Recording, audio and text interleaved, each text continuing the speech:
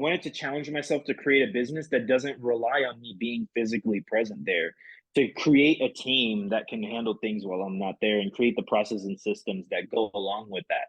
The whole reason I'm working is to travel. The whole reason that I'm building is to travel. And if I'm not traveling, then I'm just working for money at that point. Hi, this is Garrett Sutton, and you're listening to the Average Joe Finances Podcast.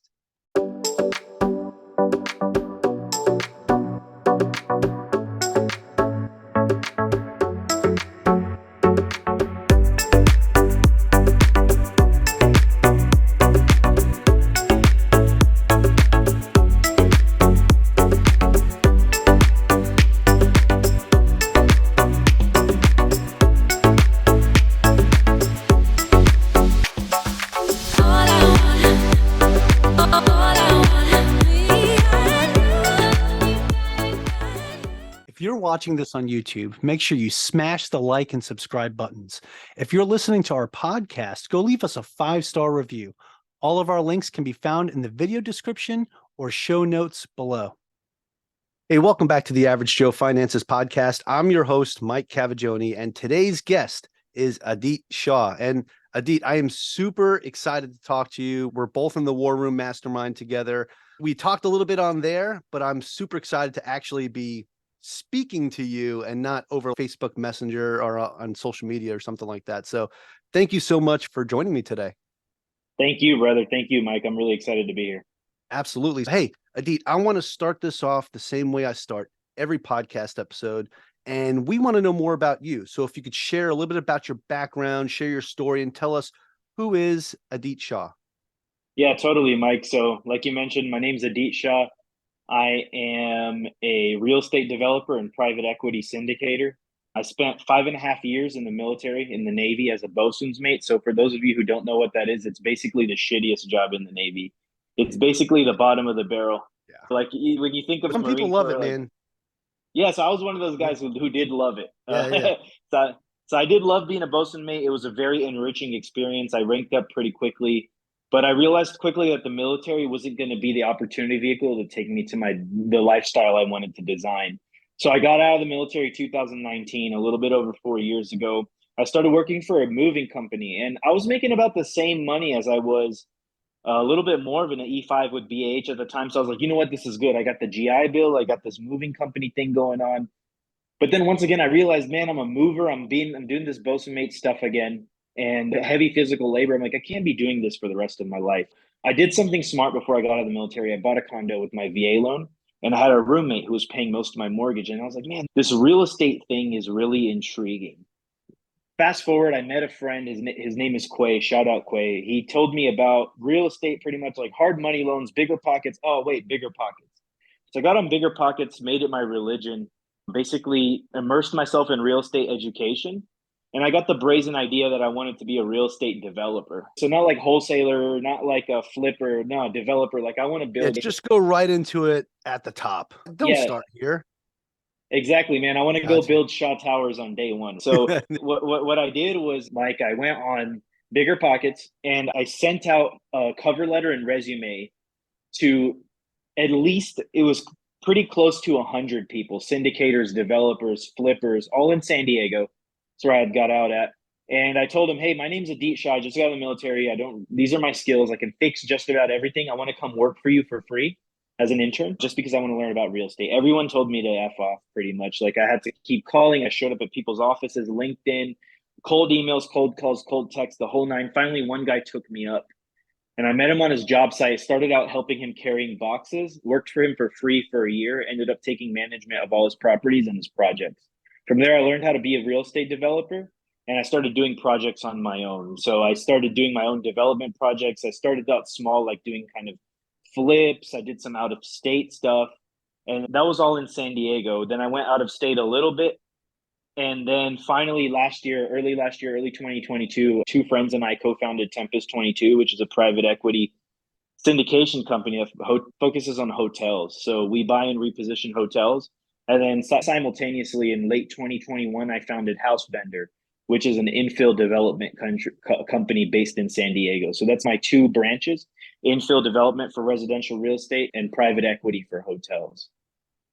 Dude, what an amazing story, man. What an amazing background from getting out of the Navy in 2019 to where you're at now. Absolutely bonkers. So you started working for this guy for free, you said for a year, right? Yeah, it was a little bit over a year that it was free, and then it turned into a paid position. And then you took over the management. Okay, cool.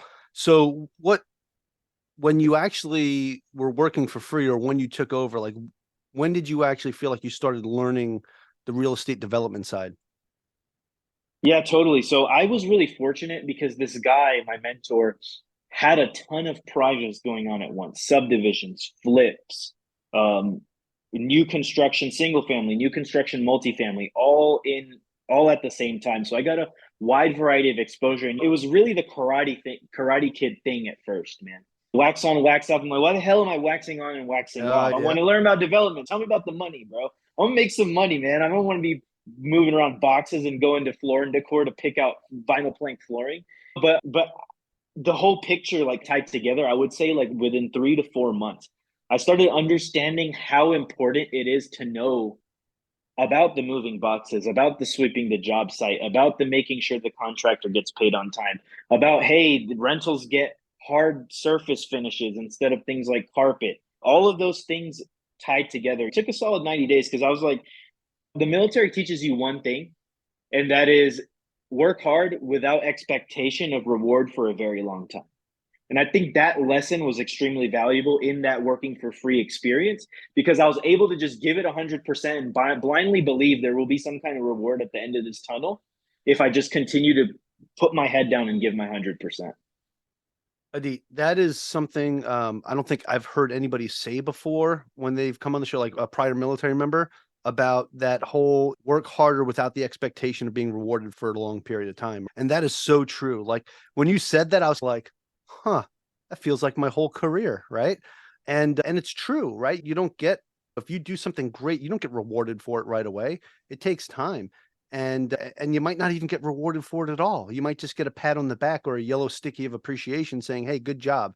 And whatever, that's fine too. People need attaboys every now and then just to know that they're doing the right thing. But that's a very great point, and it's a very good skill set that you were able to bring with you into the civilian world.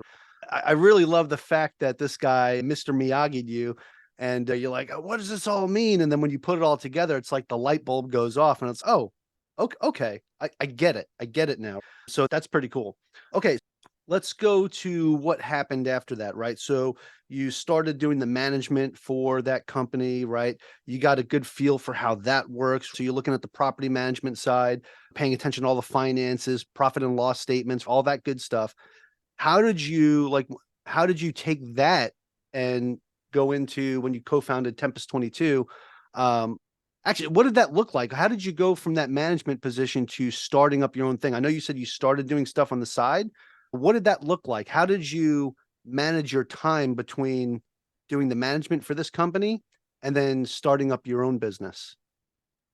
Totally. Yeah, Mike. So it's kind of a story that kind of everything fell into place perfectly. So I was working for this developer. It was now a paid position. And working for him, especially in the property management seat, gave me the confidence to go do my own deals. Now, I got out of the military with zero. I think I had 5 grand, had paid off my car, had zero debt, luckily, but had 5 grand cash. And I was like, dude, I can do anything. Like you just get that fresh out of the military, a new lease on life thing. But what happened was, Mike, as I mentioned before, I had purchased a condo with my VA loan, and I found at a barbecue with Dave Perret, actually, our buddy John Lalonde was there, and he mentioned if you're a veteran and you already have a VA loan out, you can combine entitlement with another veteran and get unlimited entitlement pretty much.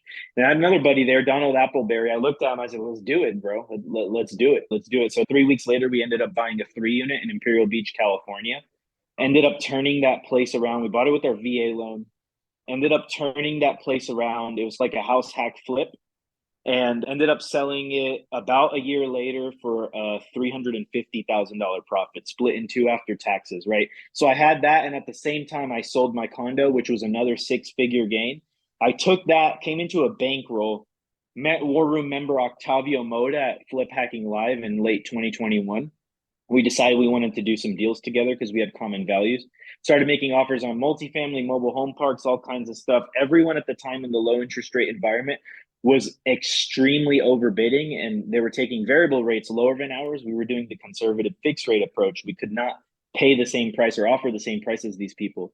So we were getting washed out. Met a guy named Danny Fry, who's an Army veteran, Army civil affairs guys. He was buying hotels. Hotels were a no-brainer, dude. No one could really do them because you have to have experience, you have to have approval from brands, and the cash flow and the equity that you're walking in with was insane. So we ended up taking that kind of pivot to hotels, like a little bit of a side story into hotels because we had that bankroll and cash to deploy. And we decided to combine that with private equity so we could scale a little bit faster. And then here we are about a year and a half later with that company. We've bought 4 hotels, raised about $3.5 million, and created about $6 million worth of equity for our investors. Oh man, that is super awesome. Are you taking these hotels and converting them into multifamily? Is that what you guys are doing? So that's really been the common theme lately, and it makes sense because that's what the market's taking. But we're actually just buying them and repositioning them. So we're keeping them as Nice. hotels. We're just improving the management, improving the value, and just no conversion. All right, good deal, man. Yeah, because I know going in and converting them, that's a big job. That's a lot of work. And I'm like, dude, if that's what you guys are doing and that's how you started off, that's insane. But repositioning hotels, actually, I think this is the first time I've talked to somebody that actually does that. So that's really cool because the only other people I've talked to that were buying hotels were repurposing them as multifamilies. This is pretty cool, man. And the fact of the matter that you guys looked at this is like an untapped market, right? And you were like, this is where we should go because this is where the best return that we're going to get or that we can find is going to be because multifamily is very oversaturated, right? And I know that from personal experience. I've been underwriting deals like crazy since I got out of the Navy and trying to do the stuff on the GP side. I've been an LP on multiple deals, but I've never been a GP. So I've been trying to do the GP thing and it's insane, man, trying to find something that sticks. Yeah, totally get that. Now, besides doing your, and as you put it in your bio, quote unquote, hotel thing, what's the other business that you have? Yeah, Mike. So I took that chapter into hotels really for the private equity piece. One, because hotels were a Sure. no-brainer, right? COVID was like a premature bottom for hotels. It was a zero-brainer buying opportunity. But what I'm really passionate about and what my kind of meat is real estate development, man. So Nice. Housebender is my infill development company, and we focus on taking low density small multifamily properties and making them more dense. So basically, it's like buying a duplex, adding 2 units, buying a threeplex, adding 3 units, things like that. And that's all in San Diego County. On, man. Yeah, and you're doing it in an area where not a lot of other real estate investors are really going to compete with you because at least I know from my experience, a lot of real estate investors I know they don't invest in California. And I got to ask you too. I know because you were living there at the time, but why San Diego? So this is a question I get a lot because people are like, man, like I've done out of state deals too, right? Like I've Sure. done the out of state, like the single family flips. All my hotels are out of state. But San Diego County, I got to tell you, Mike, is a gold mine, man. And the reason for that is because of the legislation. And you're like, what the hell? California legislation favorable? How, right? So it's no secret that California is not a tax friendly, not an entrepreneur friendly state. But two things. Number one, if you are able to solve a difficult problem and do something in unfavorable circumstances, it is going to pay you exponentially more than doing what's easy. That's number one. Number two is that San Diego is actually so pro housing that they're pretty much allowing us to build whatever we want. So I can take there's things like complete communities where I can take a parcel and there's no real zoning there. It's a Houston style thing where it's just density. So like we'll give you this density multiplier. You can build X amount of livable square feet, go bonkers, as many units as you want in that square feet. And then we have a magical, beautiful thing called ADUs, like additional dwelling units in California. And that basically allows you to take any property, be it single or multifamily, and make it more dense if it's a multifamily, or make it a multifamily property if it's a single family. So, why is that so powerful? Is because you're able to use residential financing to get into real estate development, which was previously such a high barrier to entry niche. But the legislation in California has effectively lowered that barrier of entry where normal homeowners and people like me who start with $0, zero skills, zero connections are able to get into real estate development by way of ADUs. Yeah, that's pretty awesome, man. So actually, out here in Hawaii, they're doing the same thing because they're trying to create more affordable housing. So now any lots that are over 5,000 square feet, you can put an 800 square foot ADU on the property. And I think if it's less than 5,000 feet, but over 3,000, you could put like a 400 square foot ADU. And the 800 square foot ADU can actually be 2 stories. So that's pretty neat. I've, for the longest time, been thinking about putting one at my house, but I'm not getting buy-in from my partner here. So, Yeah. but it's all good. It's all good. I was trying to build it and have my in-laws move in, but nobody wants to work with me here on that. So it's all good. But no, that's great because you're taking an opportunity that a lot of other people would pass on or just snub because they're like, it's California. And we're looking at the landlord tenant laws in California. It's, oh man, why would I want to buy there? But the fact is that they've gone lax in other areas to try to make it more, I guess, more attractive to somebody like you that wants to do some real estate development. And it's, like you said, become like a gold mine. So I guess California was part of the gold rush back in the day. And maybe this is just another way of starting that gold rush again. But I'm not trying to put this out there to get everybody that's listening to rush out to California and get all up in a Dietz market. Back off. I'm just kidding. But it's just a great way to look at how your mind was working at that time and just thinking outside of the box and not just going along with what every other real estate investor says and said, oh, California. So even I said that when we were talking, I was like, oh, California, like, why are you investing there? No, that's great to see. That's exactly what you were thinking, because ultimately, as a real estate investor, as a real estate developer, you are a problem solver, right? And you're helping solve some of the affordable housing problems in California by doing what you do. So that's awesome, man. And being able to take advantage of that opportunity. Now, I know you currently don't live in San Diego. Can you tell us where you're at right now and why you're there? Yeah, totally. So last year I packed up my bags and took off to move to Medellin, Colombia. And the reason I did that is because I really wanted geographic freedom. Right. So I still go back to San Diego from time to time, nearly monthly right now as I gear things up. But I wanted geographic freedom and I wanted to challenge myself to create a business that doesn't rely on me being physically present there, to create a team that can handle things while I'm not there and create the processes and systems that go along with that.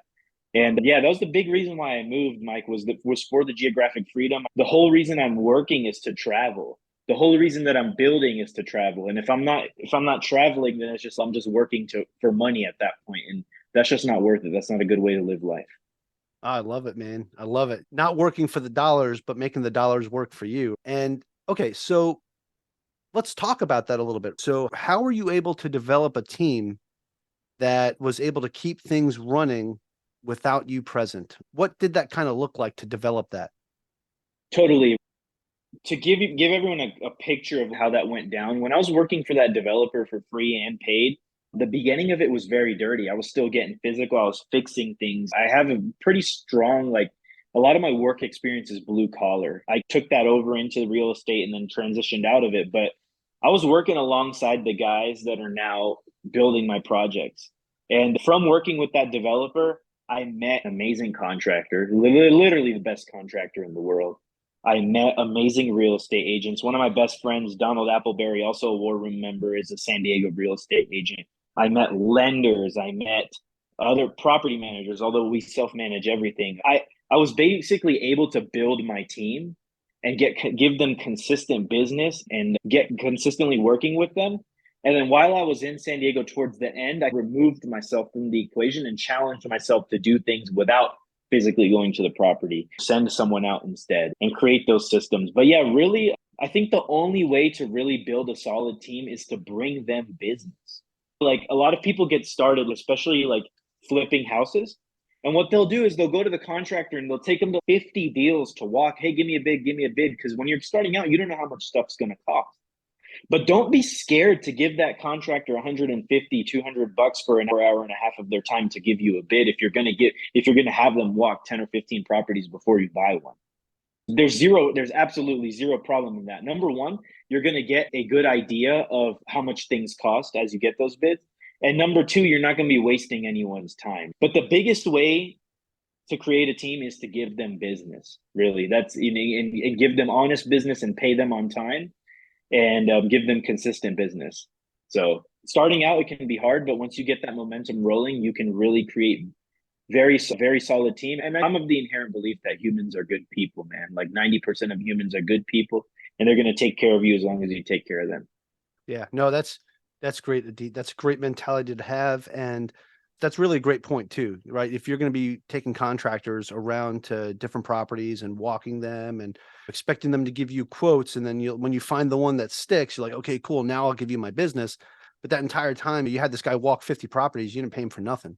So that's a great point. If you're throwing him a little bit of cash, hey man, come do this with me. And that kind of builds that trust and that partnership instead of just, hey, I want to see if we might be a good fit. Like you're showing, hey, I'm serious. Like here's money up front to come do these walkabouts with me and make sure this project's going to be a good fit for me, for you, for the team. And that kind of creates Totally. that whole team mindset. So that's definitely something I'm getting off of you. Definitely the vibes you're putting out right away is you're all about being a team member. And yes, you lead the team, you're a team leader, but you're not opposed to being down in the dirt with the team because you were there working next to them. And another piece of that too is the relationships that you built. So you're sitting here working for free for this developer, working with some of the same folks that now help you with your developments. And they remember you. They remember like working side by side with you. So it's that relationship building and that really intimate networking piece that you have, I think has been really a great source of your success for sure. Yeah, no, I really appreciate that, Mike. But yeah, that's what I've really had to take that. And because when you're starting with nothing, dude, like you really have to get down into the trenches. And I speak about this a lot. It's trench level knowledge, is learning things from the bottom. A lot of people want to try to be the boss on day one, but you can't be the boss on day one. The boss has to know everything that's going on in the system.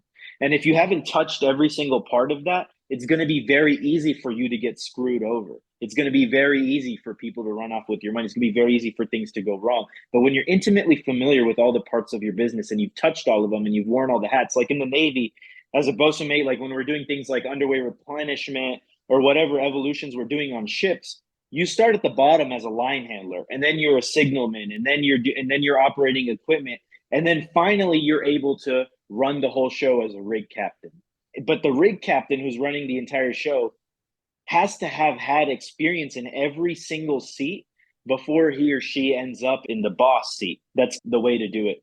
That's a great point. And again, another skill that you learned during your time in the Navy that you have to work all those different pieces before running the show, because that's exactly it. Because if you don't know how the contractors really work, or if you don't know how they do their jobs or anything like that, without like you having done that side by side with them, you don't know if somebody's going to come in and run off with your money, right? Because you don't know what it's supposed to look like.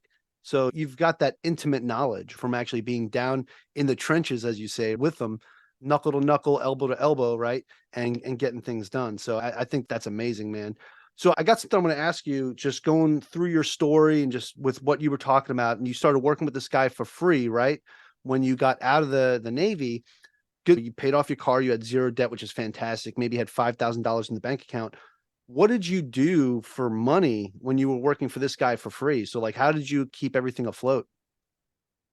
Yeah, totally. So one thing that I've done consistently throughout my life is keep my living expenses very low, extremely low. And what I was able to do, like I said, I was house hacking that condo. Most of my expenses were covered there.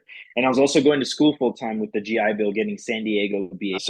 And this is something like for those military guys, like even if you're not retiring, remember that you get out with 3, 5 years of benefits of BAH that if you're going to school full time, you can take advantage of that.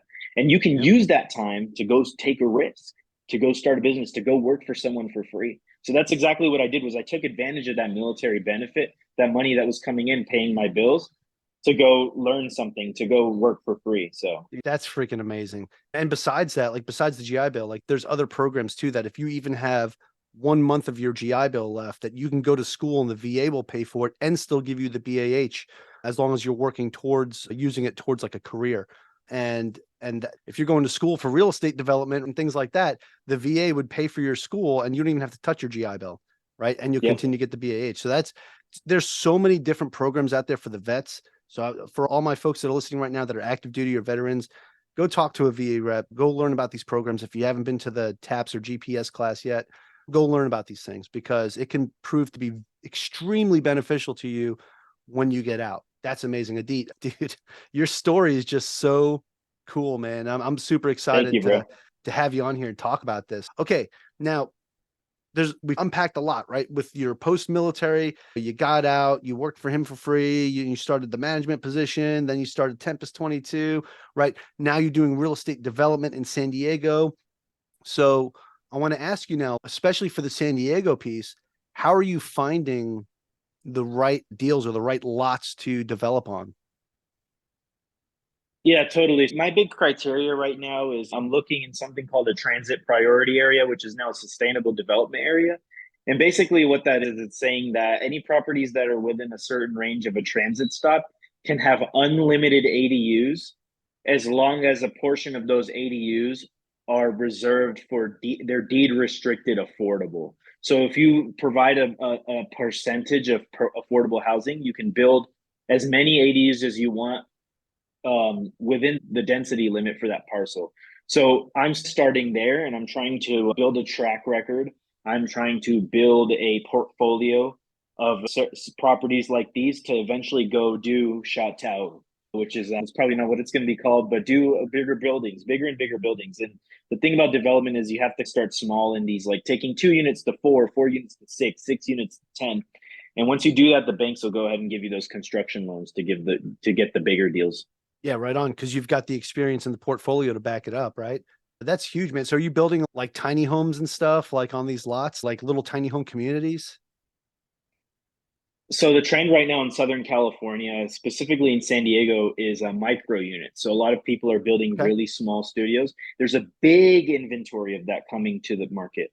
But what I'm trying to do is create a different kind of housing product that's centered around two different people, really. Number one is the active duty military, specifically the single E5 sailor. Because when you're a single E5 sailor, you start getting single E5 BAH and you get to live off the base. So I'm creating housing for those guys.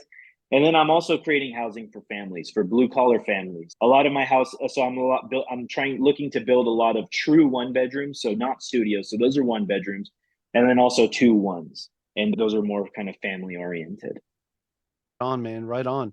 Yeah, lots of different things going on there. But now I'm curious when it comes to the lot sizes, right? What kind of lot sizes are you looking for to put however many units? Is there something specific? Do you need at least a 10,000 square foot lot to put maybe 5 units on or 7 units? Like, what is that kind of like when you're brainstorming of, okay, this is what I want to put in this area? We have 10,000 square feet. Tell me what's going through Adit's mind when it comes to like putting that together. Yeah, absolutely, Mike. So the cool part about real estate development is it's absolutely an art. And it's funny because I had a friend recently say, he's like, "Hey man, you're an egocentric artist or some shit like that." Because the reason he said it's a side story. But anyways, I won't go off on that tangent. But real estate development is an art. So when you're looking at a parcel or a property, it's your canvas. And you're answering two questions. Number one, can we build it? And number two, should we build it?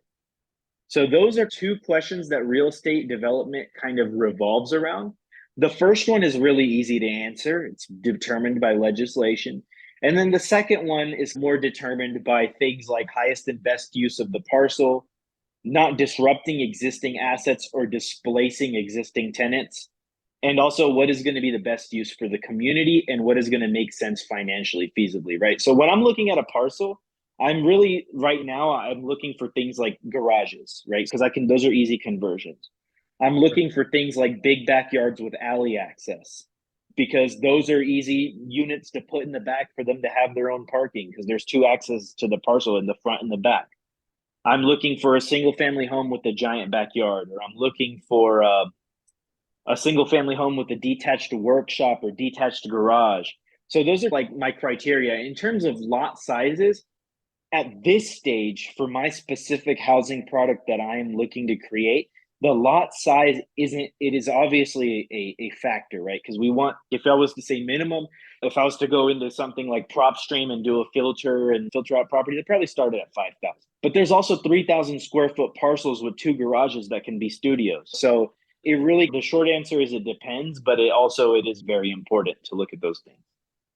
Yeah, absolutely. So that's a great point too. I wasn't even thinking about that. Like when you're looking at properties that have like the alley access and stuff, that makes a lot of sense. Now, are you looking to buy like an entire neighborhood of those homes that have the alley? Or are you like trying to like do bits and pieces and get them one by one? Yeah, sure. So at this stage in the game, it's still infill development. So it's like Sure. house, and in the middle there's a house with a backyard, and we just develop on that parcel. Okay, right Eventually, on. I would love to get into doing the bigger things like the subdivisions. I'd love Mhm. to get into doing the big apartment buildings. But no, at this point, it's like just one parcel at a time. Sure. Okay. Right on. And do you find now that being displaced in Medellin, I know you go back to San Diego about once a month, you said, but do you find being displaced for most of the month to be challenging for that? Or is it you already have your team in place, like they're finding the lots? Or I know you could probably do a lot of research on the internet yourself, but when it comes to actually physically viewing these properties, is that what you're taking your trip to San Diego every month for? So two kind of answers there. One, Sure. the team definitely handles it. Like the a recent, I just bought a 3 unit in August, late August, and I actually didn't see it. I bought it sight unseen, um, closed on it while I was here in Colombia, and then went out to see it for the first time 2 weeks later. But as far as the monthly trips, those are to really just one, I like being there. I want my geographic freedom, but I also like seeing the process. I love seeing my art come to life. I love seeing the things that I designed on paper come to the ground. I love helping solve problems there on the ground, but I also don't want it to be dependent on me. So I go out there once a month to circle up with the team, look at new deals. There's certain materials that I can only buy. They can't do it with their employee credit cards, little things like that that I take care of there. I also have my VA health care there. If I ever have an appointment, I take advantage of that monthly visit to go take care of things like that. But yeah, it keeps me connected, but also I've taken 3 months without going. So yeah, like just for fun, really, Mike, Okay, is right the on. short answer. Yeah, yeah, Yeah, man. go back for some of the good food. I know San Diego has some great food there. Hell yeah, Um, dude. Yeah. yeah. Yeah. Okay. Right on, man. Okay, Adit. So I think we've unpacked a lot, and just you have an amazing background, man, an amazing story, and Thank you. I'm super excited to get this out there. Is there anything that you feel like that we missed or didn't get in here? Because I have one more question I want to ask you before we go to the final round, but I want to make sure I didn't miss anything that you wanted to share. No, man, I gotta say, dude, you're an amazing interviewer, man. Ah, I'm learning you. What a master class on interviewing, really, Mike. Seriously, I'm learning a lot, thanks, dude. man. No, I think we covered a lot, man. I think we Okay. unpacked a lot. Appreciate that, man. Right on. Okay, so I want to ask you this question before we roll into the final round, and it's a simple question, and I don't ask this to everybody, but I ask it to the people who I'm really intrigued with their background and why they're doing what they're doing, and that is the question: why are you doing what you're doing in real estate? So the reason why I'm doing what I'm doing, so from the business standpoint, is because I want my financial and geographic freedom. Is because I want to be able to give back to my parents. I want to be able to, like, for example, my parents immigrated here to the United States from India with nothing, man, like literally zero. And they brought up me and my sister, and we ended up pretty all right, man. And they're both entrepreneurs. And now I'm able to do, my parents are going to retire next year because of one of my real estate projects. And so that's one. Number two, giving back to number one is giving back to friends, family, people who mean a lot to me. And number two is creating housing, man. California is in such need of housing, and the government continues to make it harder and harder. Even though there's legislation, it takes me a year to get a permits to build 2 units. And it's just unacceptable, man. And in a capitalist society like the United States of America, it is up to entrepreneurs to solve problems. We cannot leave everything in the hands of the government. We cannot leave anything in the hands of the government. So it is our Yeah. responsibility to go and solve those problems. It is my responsibility to go and create that housing. And not only create that housing, not for the biggest bang for my buck or for the biggest profit, but no, create a housing product that someone is going to love and enjoy and be able to afford. That the single E5 is going to be able to have his independence and not stretch himself thin. That the blue collar family is going to have a place to stay that's at or below the median price point for rent, and live comfortably in San Diego County, California, which is now becoming so unaffordable that everyone's leaving, man. It's unacceptable to me. So it's up to people like me, people like you, to fix that problem. We cannot leave it in the hands of the government. So that's a big part of my why as well, man. Yeah, Adit, man, I could hear the passion in your voice when you're talking about this, so I could see how serious you are. And it's really refreshing to talk to somebody that's really doing this for all the right reasons, right? Yes, you taking care of yourself, taking care of your friends and family, right? But at the same time, it's not about that. Like you're really truly trying to give back to the community, give back and help people by providing affordable housing and just being an all-around really great American, right? Dude, your story has been absolutely amazing. Thank you, brother. And Thank you. oh man, this is yeah, it's refreshing to talk to somebody like you. I interview so many amazing people, but when I get to talk to somebody that served in the military, got out, and is still trying to give back as much as they can, it really it touches my heart, man. So I just got to say, it pulls on the heartstrings, right? Thank you. Anything that we can do to help support you and your team, man. For my listeners, I highly encourage you to check out Adit, and we're going to get to that too. But first, let's get into the final round where I'm going to ask you some questions to see how you perform under a little bit of pressure, which they're really not that bad. But I always give that little disclaimer before we get started. So if you're ready to go, we'll get that party started. Let's do it, brother.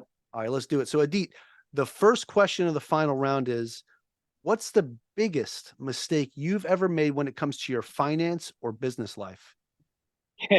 Man, you put me on the spot, dude. Hey, what I will say, first of all, Mike, is there are no mistakes in business. There's only data.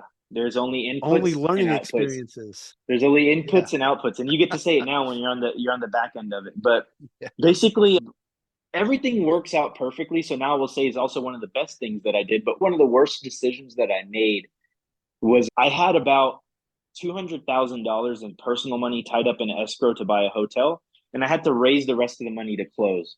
Market was changing, investor sentiment was changing, contributions started slowing down. Earnest money deposit days was coming around. I was 4 days from losing that deposit, and I needed $600,000 to close. And I made some calls. Number one, that was the mistake, is not having a long enough escrow, right? And tying up 200 grand non-refundable earnest money. But I made a couple calls and some war room members pulled through, gave me the $600,000 in 3 days. But now this was a short-term loan.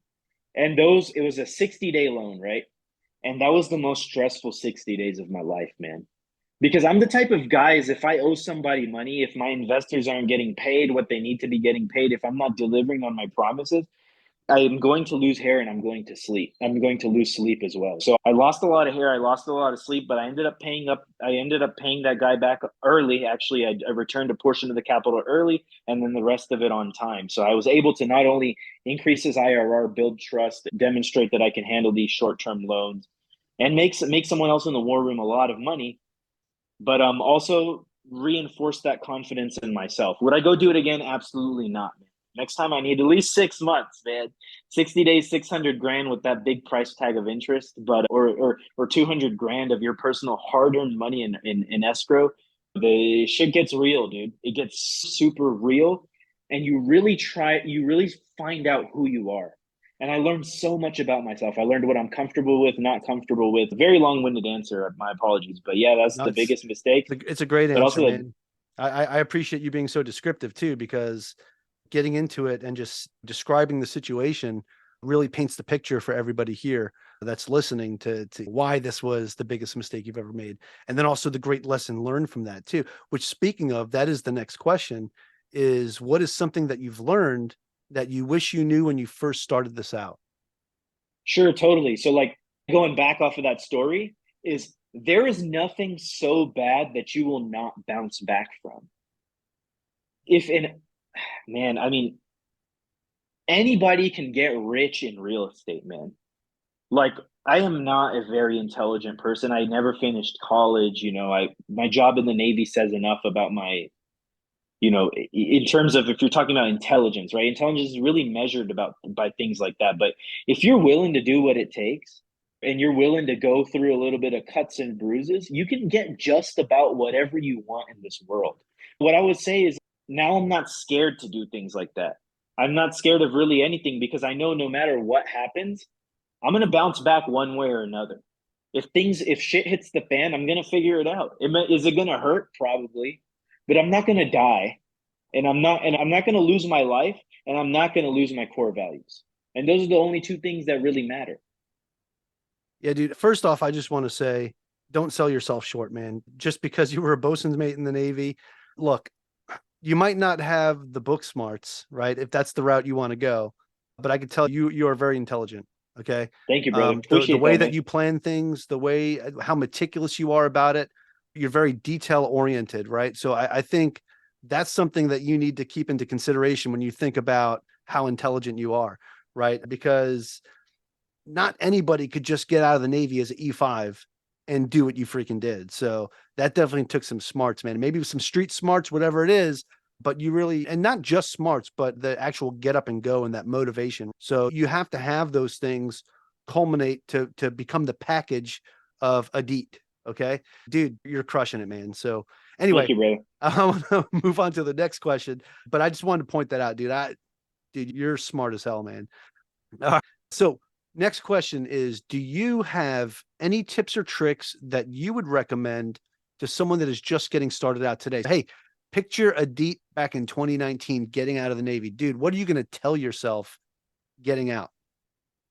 So what I will say is like my number one advice for anyone who wants to get started in real estate or business is find someone who is doing exactly what you want. They have the results that they want and figure out how to solve a problem for them. Figure out how to bring them value. And if you can, just go ahead and do it without even offering it. And then see what happens. Go work for somebody for free. Go put your head down, become humble, and get down and get dirty in the trenches.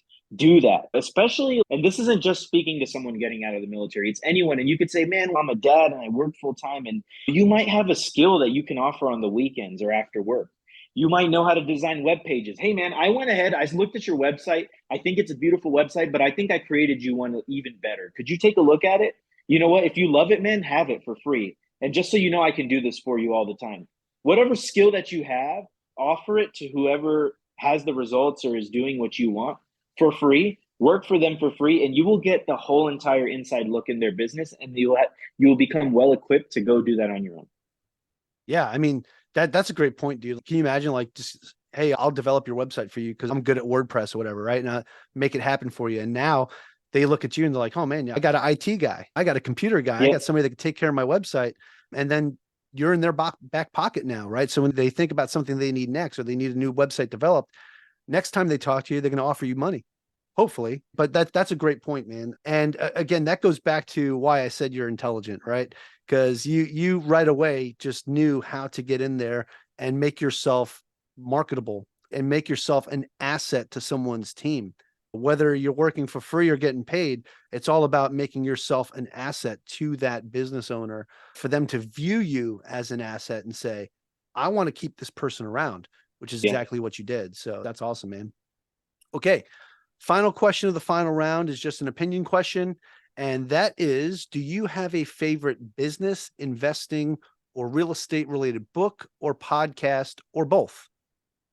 Yeah, I'm not saying this just to blow smoke, Mike, but this podcast is amazing. I actually just listened to your episode with Aaron Hale. I was on his podcast. I was watching the clips from it on your Instagram, and you're really good at interviewing people, man. This podcast is packed full of Thanks, man. value.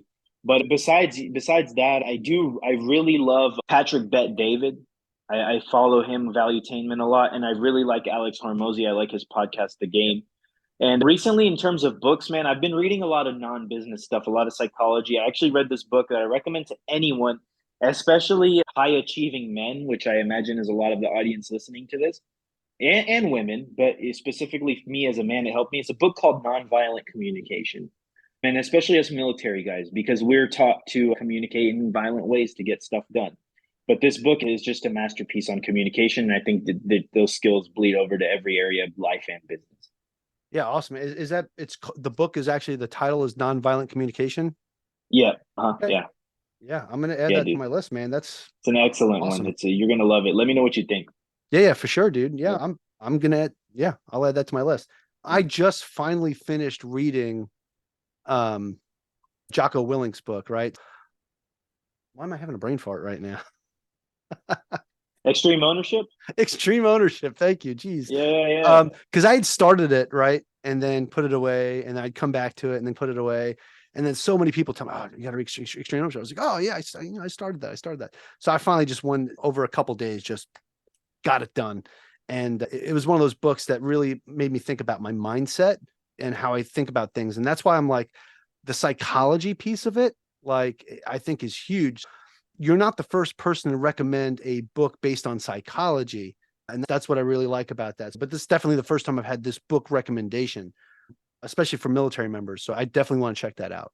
Yeah, man. And if it's really that great, man, we should definitely put it out to the war room. And you know what else I think is awesome, man, before we close things out, is just that for those that are listening right now, obviously, if you're not in the military or not a veteran, you can't join the war room. But man, putting yourself in a mastermind with a bunch of like-minded people and people that you want to be like can really change your life. I've met so many amazing people. As a matter of fact, I'm sitting here interviewing somebody from the war room, and then later this afternoon, I'm actually going out to eat with a bunch of other war room members out here in Hawaii. So I'm excited about that. But it's that camaraderie that you build, and then you build partnerships, and you never know who you're going to find to help you on maybe your next deal or your first deal or whatever it might be.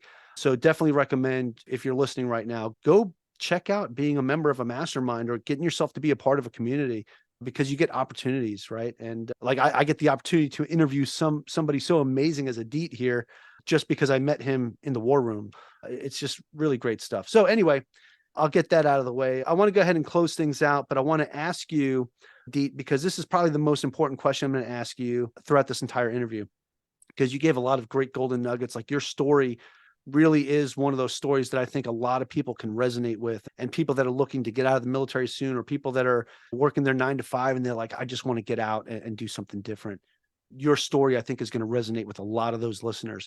So with that being said, where can people find more information about you? Do you have a website you can share with us, or any social media files we can follow, or anything like that? Yeah, totally. I'm pretty active on Instagram at Housebender, like airbender or stylebender, but Housebender. Follow me on Instagram. If you are, I will say, if you are military affiliated, anyone really, but especially those who are military affiliated, and you're at some point in your journey, you're hitting a block or you don't know how to get started, shoot me a DM. I'm serious. I respond to DMs, especially from military folks. I'm here to help you, brother or sister. Really, shoot me a DM and give me a follow. And I hope you get a lot of value from my page and my story. Oh, dude, that's amazing, man. See, still giving back. And that's what I love about you, Adit. So that's awesome. Again, man, I want to say thank you so much for taking your time out today to talk with me, to share your story, to share so much wisdom and knowledge that you were able to impart on the listeners today, and really show off your intelligence that you do have, because, man, you're crushing it, bro. And super proud of you, super proud to know you. And again, thank you so much, dude. This was great. Likewise, Mike. Thank you so much, man. All right, awesome. Hey, I also want to say thank you very much to all my listeners that made it here to the end of this episode. Thank you so much for joining me and our special guest, Adit Shah, on the Average Joe Finances podcast today. If you liked what you heard here today with Adit, go leave us a 5-star review and tell us what you liked about today's episode. Aloha from Hawaii, and have a great rest of your day. Thank you for making it to the end of this episode. Greatly appreciate you being here with me today on the Average Joe Finances podcast. If you haven't done so yet, make this the episode that you go leave us a 5-star rating or subscribe to our YouTube channel. The Average Joe Finances podcast is for informational and entertainment purposes only. Have an outstanding day.